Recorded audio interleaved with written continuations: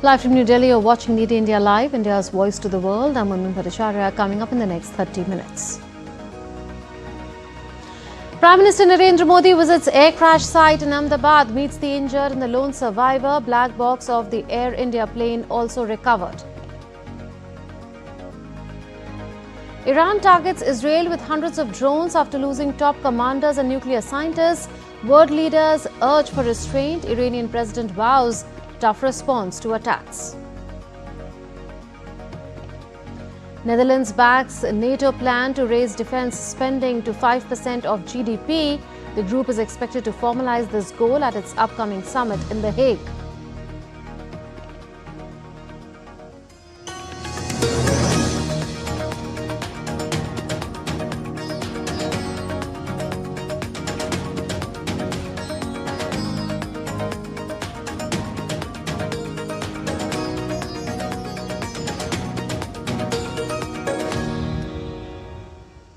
First updates from Ahmedabad plane crash tragedy as investigation gains momentum. India's Aircraft Accident Investigation Bureau has confirmed that the black box of the plane has been recovered from the rooftop of a building. AAIB said the investigation began with full force immediately after the retrieval. It is a crucial device that records key flight information such as speed, engine performance and pilot inputs, helping in investigation.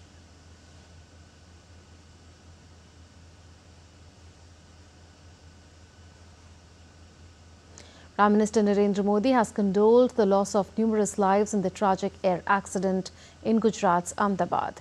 He conveyed his condolences to the bereaved families, acknowledging the immense pain and loss they are enduring. Earlier today, PM Modi visited the site of the Air India plane crash in Ahmedabad to assess the situation firsthand. The Prime Minister met with officials and emergency response teams working tirelessly in the aftermath of the disaster. Gujarat Chief Minister Bhupendra Patel and Civil Aviation Minister Ram Mohan Naidu Kinjarapu were also present at the site. Expressing solidarity with the affected families, PM Modi met those injured in the aftermath, including the lone survivor, and assured them of the nation's unwavering support during this difficult time.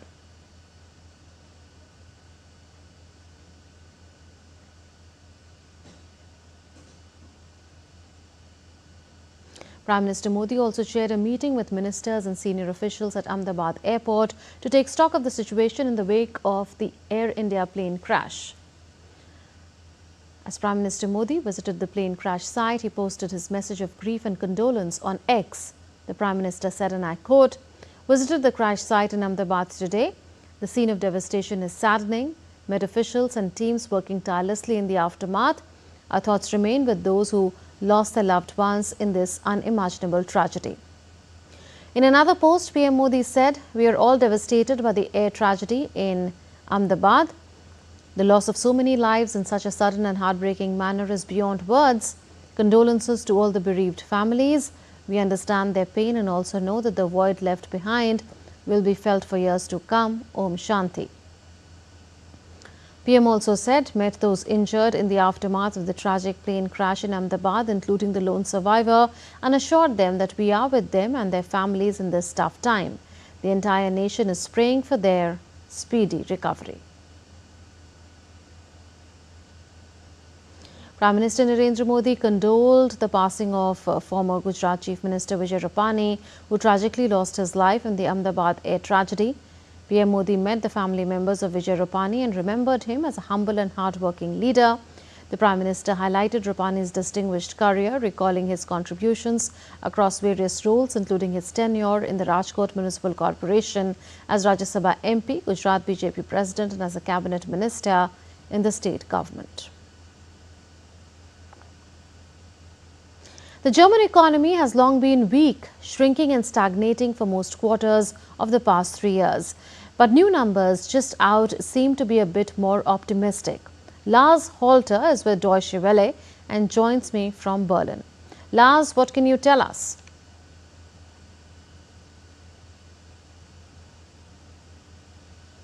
Thanks for having me. Yes, these numbers, I will admit, came as a shock. Just a few weeks ago, I was there personally when the Council of Economic Experts cut its expectations for the German economy for this year and also for next. Now, those are the economists that are advising the government. And now there are 3 independent economic institutes out with a new look at where things really stand, or where they might stand, I should say, because after all, this is an outlook. This is about expectations. So the experts see GDP growth for this year at 0.3%. And sure, this is not the most explosive growth I've ever seen. And in a healthier environment, this would not make anyone jump for joy. But coming out of a 2-year recession with another year of stagnation, this is almost fabulous. So GDP growth of 0.3% for 2025, and for next year, they're expecting growth between 1.5 and 1.6%. Lars, what is this growth expectation suddenly based on?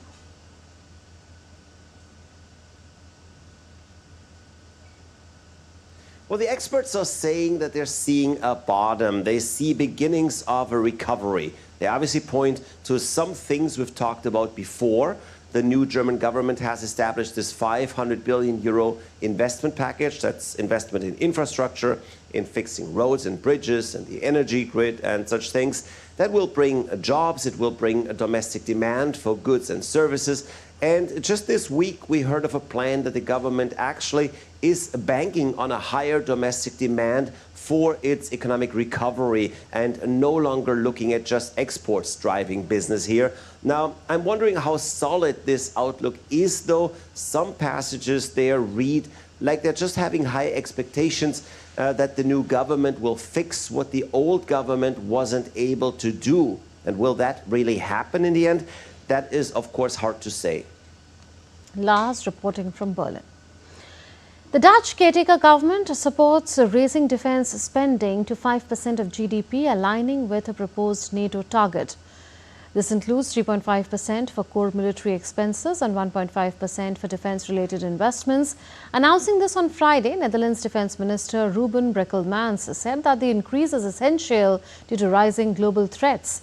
NATO is expected to formalise this goal at its upcoming summit in The Hague.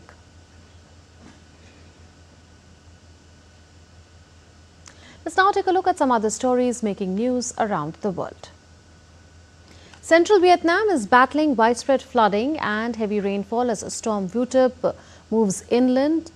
Quang Binh province reported over 18,000 hectares of rice fields submerged in 24 isolated locations. In Quang Tri, nearly 3,000 households are inundated with around 1,000 evacuated and numerous roads cut off. Typhoon Vutup, the first named typhoon of the 2025 Pacific typhoon season, brought strong winds and heavy rain to China's Hainan province on Friday. The storm has affected flight operations and have brought daily lives to a standstill. Vutup is now heading towards southern Guangdong province and Guangxi Zhuang Autonomous Region and is expected to make landfall around noon on Saturday. A ruptured methane gas pipeline has caused an explosion in a commune in southern France. The details on casualties and extent of damage are yet to be ascertained.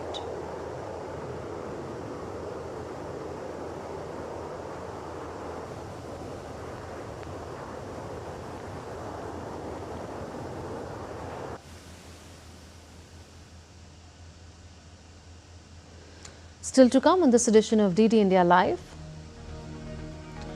U.S. court says President Trump can deploy National Guard troops in Los Angeles.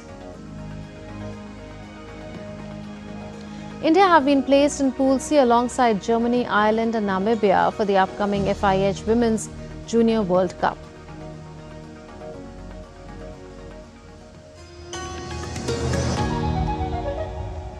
The U.S. launched a bombing campaign against Iran. The Philippines vessel suffered structural damage. The saga of child sexual abuse is the United States China's debt trap strategy.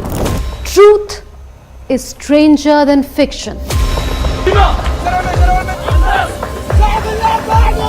But sometimes hard to uncover.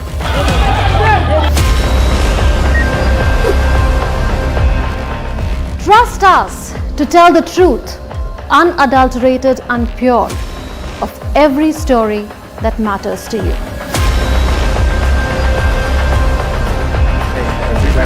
say the door. You read between the lines, cut the clutter, and connect the dots to get you the full picture. Watch Connecting the Dots at these times with me, only on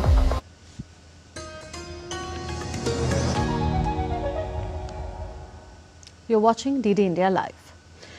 Prime Minister Narendra Modi and Israeli counterpart Benjamin Netanyahu held talks following rising tensions. In a social media post on X, Prime Minister Narendra Modi said, and I quote, "Received a phone call from PM Netanyahu of Israel. He briefed me on the evolving situation. I shared India's concerns and emphasized the need for early restoration of peace and stability in the region."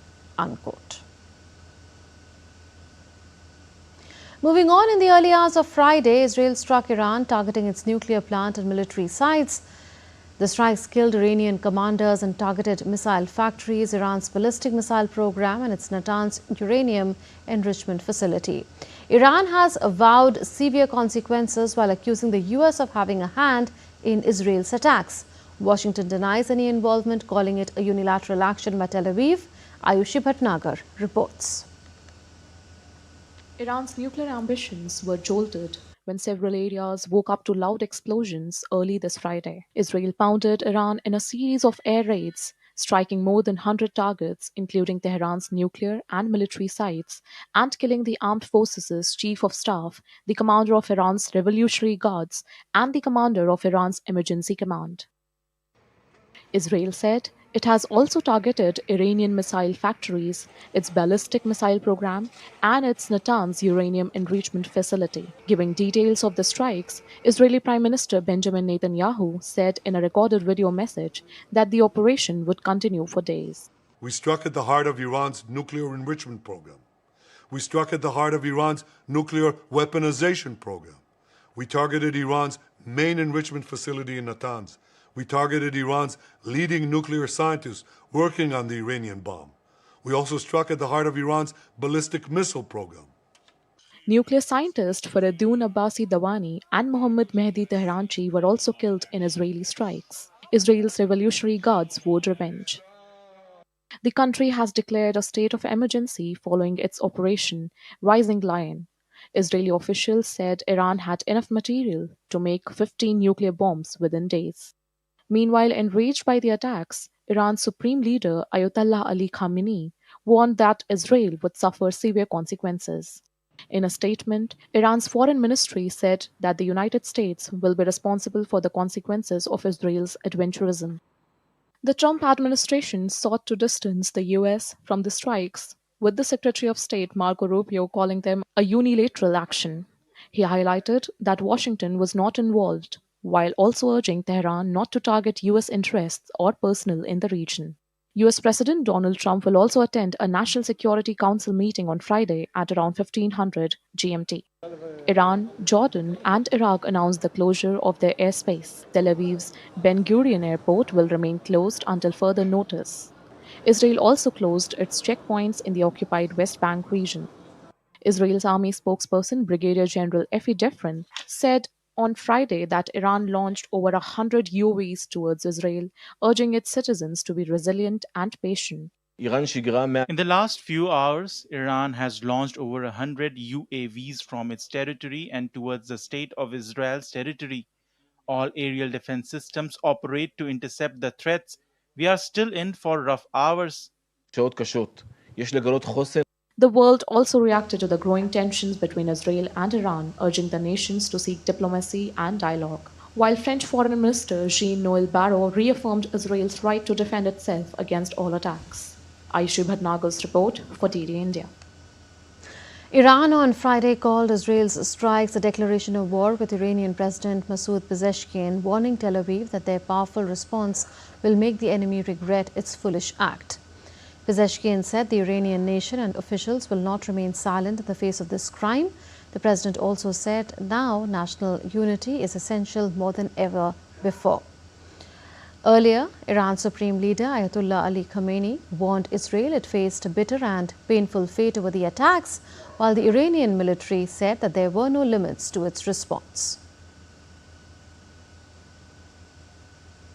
US President Donald Trump has urged Iran to make a deal, warning that there will be more death and destruction. In a post on Truth Social, Trump said, and I quote, "There has already been great death and destruction, but there is still time to make this slaughter with the next already planned attacks being even more brutal come to an end. Iran must make a deal before there's nothing left. Just do it before it is too late," unquote. Trump's comments came after Israel pounded Iran in a series of air raids on Friday, striking 100 targets.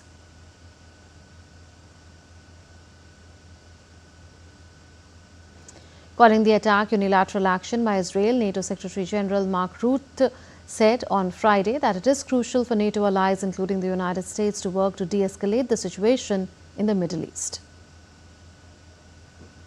Well, it is obviously a rapidly evolving situation. This was a unilateral action by Israel. So I think it is now crucial for many allies, including the United States, to work as we speak to de-escalate. I know they're doing that. And I think that is now the first order of the day. India on Friday expressed deep concern over the escalating tensions between Iran and Israel and called for restraint from both sides. The Ministry of External Affairs issued a statement urging diplomatic efforts to de-escalate the situation. The ministry said that India is deeply concerned at the recent developments between Iran and Israel and is closely monitoring the evolving situation, including reports related to attacks on nuclear sites. India has urged both nations to avoid further escalation and instead engage through established diplomatic channels.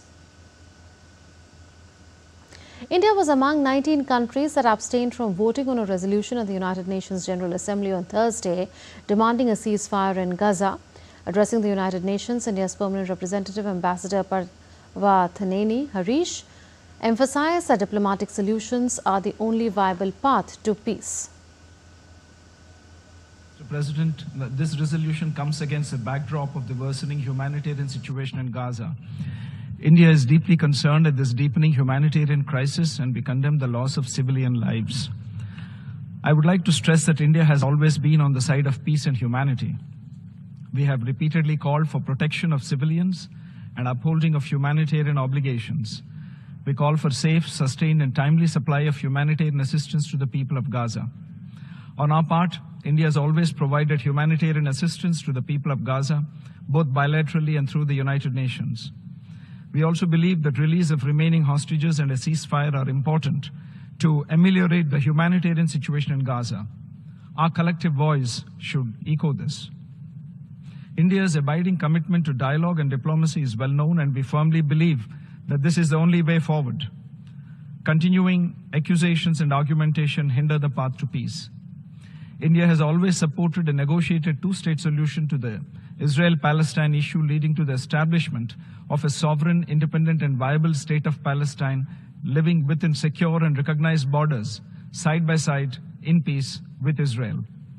For this, we need to work towards creating conditions for early resumption of direct peace negotiations. We hope this August Assembly will send a clear message to expand the prospect for dialogue and diplomacy towards restoration of peace and bringing the humanitarian crisis in Gaza to an end. Mr. President, India had earlier abstained in the vote on resolutions A/RES/77/247 and A/RES/79/232. Our vote today is in continuation of this, in the belief that there is no other way to resolve conflicts but through dialogue and diplomacy.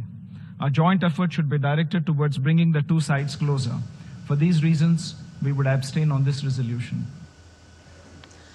Speaking at the Raisina Mediterranean 2025 dialogue, India's External Affairs Minister Dr. S. Jaishankar emphasized the long-term significance of connectivity in shaping global geopolitics.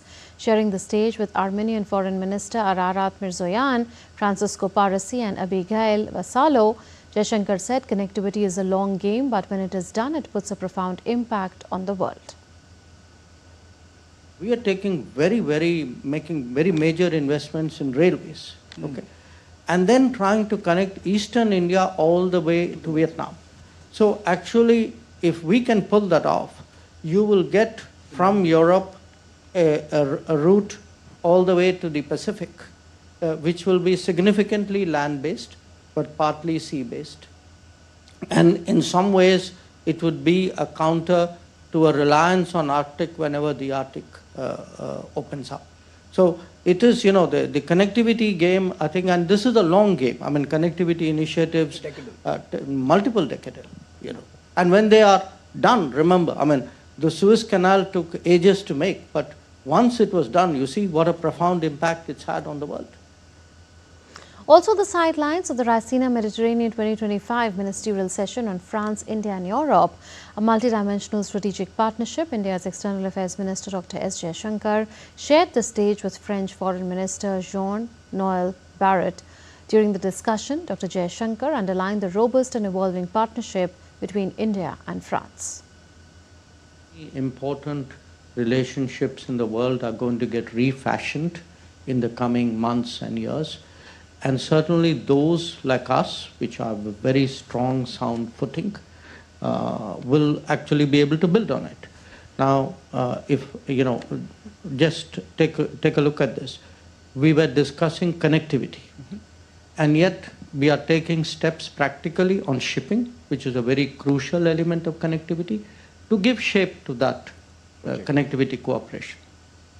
Similarly, again, there's a big debate about AI, guardrails of AI, what will be the principles.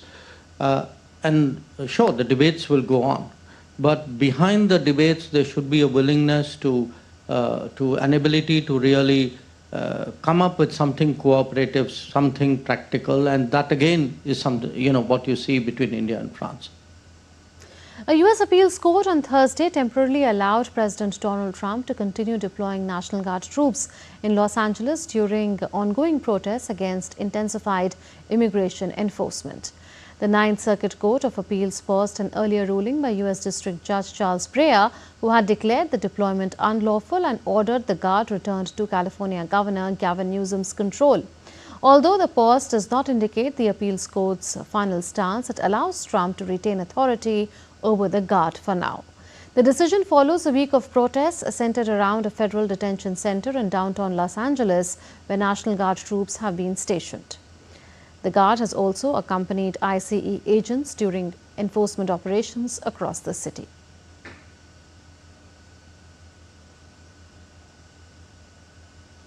Protesters were dispersed and detained near a federal detention center in Los Angeles during ongoing demonstrations over immigration raids.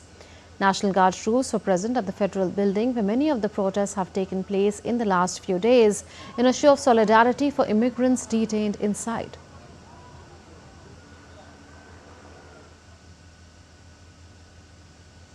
Time now for some sports news. India has been placed Mitchell Starc scored an unbeaten half-century as Australia's last wicket pair put on a 59-run partnership on Friday to set South Africa a target of 282 runs to win the World Test Championship final at Lord's. Starc scored 58 as Australia looked to have put the contest beyond South Africa's side, who had high hopes of wrapping up the tale on the third day but took 2 hours to make the breakthrough. In reply, South Africa were 94 runs for the loss of 2 wickets at tea. They will need to produce the second highest run chase in Test history at Lord's following England's unsuccessful, in fact, 282-run chase against New Zealand in 2004. The highest is West Indies hunting down 342 against England in 1984. Two-time Olympic gold medalist Armand Mondo Duplantis continued to extend his winning ways in pole vault after taking the top spot at the Diamond League meeting in Oslo. The reigning Olympic champion and 2024 Laureus World Sportsman of the Year cleared 6.15 meters to set a new meet record and clinch his 14th straight Diamond League victory.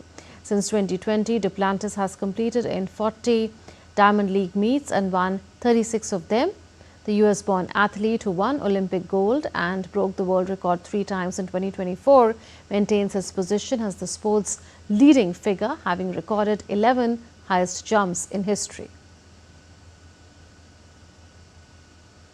That's it in this edition of DD India Live, but do share your thoughts with us on the news of the day.